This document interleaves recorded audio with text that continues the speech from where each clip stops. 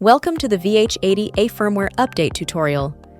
In this video, we will guide you through the process of updating your VH-80A firmware using your smartphone.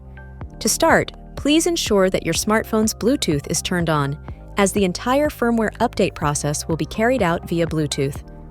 Next, you will need to download the NRF device firmware update application. You can easily find the application in your respective App Store or Google Play.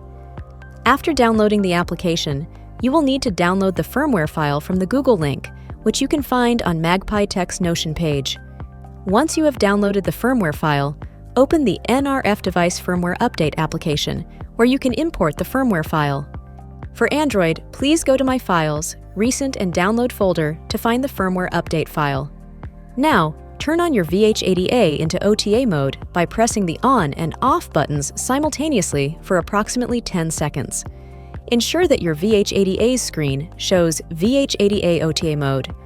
Once you confirm that your VH-80A is in OTA mode, connect your VH-80A with the NRF device firmware update application, which should be done within a few seconds. Finally, click Upload in the NRF device firmware update application, and the rest of the process will be done automatically within the application. Once the firmware update is done, your VH-80A will turn off automatically. Congratulations! You have completed the firmware update of your VH-80A. Advance your professionalism to the next level.